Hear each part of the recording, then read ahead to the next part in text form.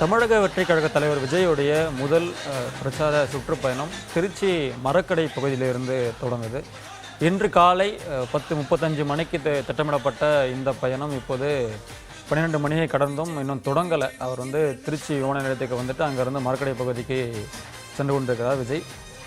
மிகப்பெரிய மக்கள் வெள்ளத்தில் அவர் மிதந்து ஊர்ந்து போயிட்டுருக்காரு அப்படின்னு தான் சொல்லணும். ஏன்னா திருச்சி விமான நிலையத்துக்கும் அங்கே இருக்கக்கூடிய மரக்கடை பகுதிக்கு போகிறதுக்கு கிட்டத்தட்ட ஒரு அரை மணி நேரத்துக்குள்ளே போயிடலாம். ஆனால் இப்போ இருக்கிற சூழலில் பல்லாயிரக்கணக்கான தொண்டர்கள் புடைசூட அவர் வரவேற்பு தர்றதால அந்த இடத்துல அவரால் ஊர்ந்து செல்லக்கூடிய காட்சிகளை நம்ம பார்க்குறோம். தொடர்ந்து மரக்கடை பகுதியில் சூழ்ந்த தொண்டர்கள் கிட்டத்தட்ட 5 மணி நேரத்தை கடந்து காலை 8 மணி முதல் 7 மணி முதலே காத்திருக்க தொடங்கிட்டாங்க. அங்கேருந்து விஜய் எப்போ வருவார், என்ன பேசுவார் அப்படின்னு எதிர்பார்த்து இன்னமும் அவர்கள் காத்திருக்காங்க. அதே இந்த நேரத்தில் நம்ம கூட இணைப்பில் தாவேகா கொள்கை பரப்பு பொதுச் செயலாளர் அருண்ராஜ் இணைஞ்சிருக்காரு. அவர் கூட பேசலாம். சார் வணக்கம். சார் வணக்கம். சார் வணக்கம்.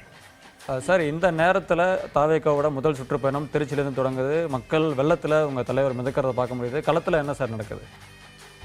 களத்துல தான் களத்தில் விஜய் அவர்கள் அப்படின்னு சொல்லி எல்லாரும் போட்டுட்டு இருக்காங்க. உண்மையா தலைவர் அவர்களுக்கு மக்களோட எப்படி பேரறிஞர் அண்ணா அவர்கள் மக்களிடம் செல்ல அப்படின்னு சொல்லுவாரோ அதே மாதிரி மக்கள்கிட்ட போறதுதான் அவர் விருப்பமா இருக்கும். அதே மாதிரி மக்கள்கிட்ட முதல் முறையா இந்த தேர்தல் பிரச்சாரத்திற்காக முதல் முறையா வந்திருக்காரு. உண்மையிலும் மக்கள் வெள்ளத்துல தான் திருச்சியில ஒரு மக்கள் வெள்ளம், மக்கள் கடல் அப்படிங்க பார்க்க முடியுது. சார் நீங்கள் முதல் நாள் 3 மாவட்டங்களில் திட்டமிட்டீங்க. ஆனால் திருச்சியில் முடிக்கிறதுக்கு ரொம்ப சிரமமாயிடும் போல இன்னைக்கு. ஆமா, கண்டிப்பா பாத்தீங்கன்னா திட்டமிட்ட நேரத்தில் நாங்க செல்ல முடியல. பட் ஆனா பாத்தீங்கன்னா தமிழக அரசியல் வரலாற்றுல பாத்தீங்கன்னா அண்ணா காலத்துலாம் ஒரு கூட்டத்துக்கு மாலை 6 மணிக்கு செல்ல வேண்டிய கூட்டத்துக்கு அவர் 4 மணி நேரம் 5 மணி நேரம் கழித்தும் போயிருக்காங்க. நம்ம பின்தொடரக்கூடாது. மற்ற மாவட்டங்கள்ல இருந்து குறிப்பா சொல்லியிருந்தோம், மற்ற மாவட்டங்கள்ல இருந்து யாரும் வர வேண்டாம்னு சொல்லியும் இவ்வளவு மக்கள் வந்திருக்காங்க.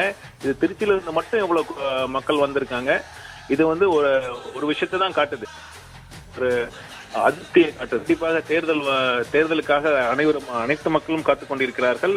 இந்த ஒரு அரசியல் மாற்றத்திற்காக மக்கள் இது ஒரு பெரிய வித்திட்டம், ஒரு திருச்சி டேர்னிங் பாயிண்ட் சொல்லுவாங்க. அந்த மாதிரி இந்த மக்கள் சந்திப்பு, இந்த நிகழ்ச்சி கண்டிப்பாக 2026ஆம் ஆண்டு ஒரு ஆட்சி மாற்றத்திற்கு வித்திடும். சார், காவல்துறை காலையில் 10:35 to 11 மணி வரைக்கும் தான் பரப்புரைக்கு அனுமதி கொடுத்துருந்தாங்க. ஆனால் இன்னும் அவர் மரக்கடையை சென்றடையலை. இப்போ இந்த நேரத்தை கடந்து பரப்புரை எப்படி அமைய போகுது, காவல்துறை என்ன சொல்லுவாங்கன்னு எதிர்பார்க்குறீங்க நீங்கள்? அதாவது எந்த ஒருத்துக்கும் மென்ஸ்டியான்னு சொல்லுவாங்க, அதாவது இன்டென்ஷன் சொல்லுவாங்க. இது யாரும் வேணும்னு தாமதமாக போல. இங்க மக்கள் வெள்ளம் அந்த மாதிரி இருக்கு. மக்கள் தன்னெழுச்சியா வந்தனால கட்டுக்காட்டங்காத கூட்டமா இருக்கு. நாங்க இன்ச் பை இன்ச்சா தான் போற மாதிரி இருக்கு. இது காவல்துறை புரிஞ்சுப்பாங்கன்னு நான் நம்புறோம். எதா இருந்தாலும் நியாயமா பார்க்கக்கூடிய ஒவ்வொருத்தரும் இந்த தாமதத்தை அவங்க கண்டிப்பாங்க அண்டர்ஸ்டாண்ட் பண்ணிப்பாங்க. மக்களும் அங்க வெயிட் பண்ணிட்டு இருக்காங்க. அதனால இந்த தாமதம் ஆனா தவிர்க்க முடியாததா இருக்குது. சார், நீங்கள் தாவேக்கான்னு பார்க்கும்போது 1.5 வருஷத்துல 2 மாநாடு நடத்திட்டீங்க, சில நிகழ்ச்சிகளை நடத்திட்டீங்க. அப்போது உங்கள் தலைவருக்கு எவ்வளோ கூட்டம் வரும், அதை எப்படி நம்ம கண்ட்ரோல் பண்ண போகிறோம், எப்படி திட்டமிட போகிறோன்றத தாவேக்கா மிஸ் பண்ணுதுன்னு பார்க்கலாங்களா? அதாவது திட்டமிடலை தாண்டி நீங்கள் எதிர்பார்ப்பை தாண்டிய கூட்டமா இருக்கு. இது பாத்தீங்கன்னா மக்கள் வெள்ளம் விமான நிலையத்திலிருந்து நாங்க சொன்ன மரக்கடை வரைக்கும் வழிநெடுக மக்கள் கூட்டம் வந்திருக்காங்க. இதை எந்த ஒரு திட்டமிடலையும் தாண்டி வந்திருக்காங்க. இது மிகப்பெரிய ஒரு கரிஸ்மேட்டிக் லீடர் வர்றப்ப, ஒரு கல்ட் அந்த மாதிரி ஒரு லீடர் வர்றப்ப இந்த மாதிரி இட்ஸ் எ பினாமினன். இந்த பல வருடங்களுக்கு ஒரு முறை தான் இந்த மாதிரி ஒரு பினாமினன் அரசியல் நிகழ்வுல இருக்கும். அந்த மாதிரி ஒரு நிகழ்வு இது நம்ம பார்க்கல. இது கடந்த ஒரு 5 வருஷமா 10 வருஷமா பார்க்கலங்கிறதுக்காக நமக்கு புதுசா தெரியும்.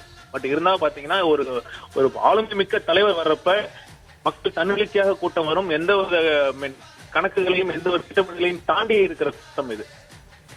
சார், இன்னைக்கு இந்த திருப்புமுனை திருச்சின்னு சொல்லியிருந்தீங்க. இந்த திருச்சியில விஜய் அவர்களோட வியூகம் என்னவா இருக்கும், எதை பத்தி பேசுவார்னு எதிர்பார்க்கலாங்க சார்? கண்டிப்பா மக்கள் உணர்வுகளை பிரதிபலிக்கும் வகையில் அவர் உரை இருக்கும். மக்கள் அவர் என்ன மக்களோட உணர்வுகளுக்கு அவர் வடிவம் கொடுப்பார். சார் இப்போ அடுத்த 3 மாதங்களுக்கு பரப்புரை திட்டமிட்டிருக்கீங்க. அதில் குறிப்பாக வார வாரம் சனிக்கிழமை ஏன் தேர்ந்தெடுத்தீங்க அப்படின்ற ஒரு கேள்வி எழுது. அதாவது என்ன பாத்தீங்கன்னா, இது முதற்கட்டம் தான். முதற்கட்டம் வந்து தேர்தல் வந்து இது தேர்தல் காலம் இல்ல. தேர்தல் வந்து 2 மாசம் 3 மாசத்துல வரல. தேர்தல் வரதுக்கு இன்னும் 7 மாசம் இருக்கு. ப்ரோக்ராம் வச்சிருக்கோம். அடுத்தடுத்த கட்டத்துல வந்து இதை எப்படி வந்து மக்கள்கிட்ட இன்னும் ஃப்ரீக்வெண்டா எப்படி போகணுங்கிறத பிளான் பண்ணி செய்வோம். சார் இந்த நேரத்தில் வார இறுதி நாட்கள் குறிப்பாக சனிக்கிழமை மட்டும் தேர்வு செஞ்சதுக்கு குறிப்பிட்டத்தக்க என்ன ஒரு காரணம் சொல்ல முடியுங்களா? இல்ல, அதாவது வெள்ளிக்கிழமை தேர்வு பண்ணா ஏன் வெள்ளிக்கிழமைன்னு கேட்குற மாதிரி தான் இருக்கு. அப்படிலாம் இல்லை. இப்ப நீங்க பார்த்திருப்பீங்க, இந்த ஒரு திருச்சியில இந்த ஒரு நாள் நிகழ்ச்சிக்கு எவ்வளவு கஷ்டம் இருக்கு. இப்போ காவல்துறைக்கும் வந்து பெரிய சவாலாக இருக்கிறது, தொண்டர்களுக்கும் பெரிய சவாலாக இருக்கிறது. இதை கருத்தில் கொண்டுதான் வந்து இந்த மாதிரி ஒரு கொஞ்சம் ஸ்பேஸ்டா பிளான் பண்ணிருக்கு. சார் குறிப்பாக இந்த கூட்டத்தை நம்ம 5 மணி நேரமாக காத்திருக்கிறத பார்க்குறோம். அவங்களுக்கான இந்த தண்ணீர் ஏற்பாடு அல்லது அங்கே நிற்கிறதுக்கான ஏற்பாடு எதுவும் செய்ய தவறிட்டீங்களா? இல்லை காவல்துறையோட அணுகுமுறை எப்படி சார் இருக்கு? இல்லை, அந்த ஏற்பாடுகள்லாம் அனைத்துமே வந்து தேவையான ஏற்பாடுகள் நம்ம செய்திருக்கிறோம். அதற்காக தான் இந்த மாதிரி ஒரு விழாவை இது முன்கூட்டியே திட்டமிட்டு தான் பண்ணியிருக்காங்க. ஆனால் அதை மீறி சில கூட்டம் வந்திருக்கிறது. அது எவ்வாறு செய்ய முடியும் என்பதை பார்த்து பிளான் பண்ணிட்டு தான் இருக்கும். சார் இணைப்பில் வந்து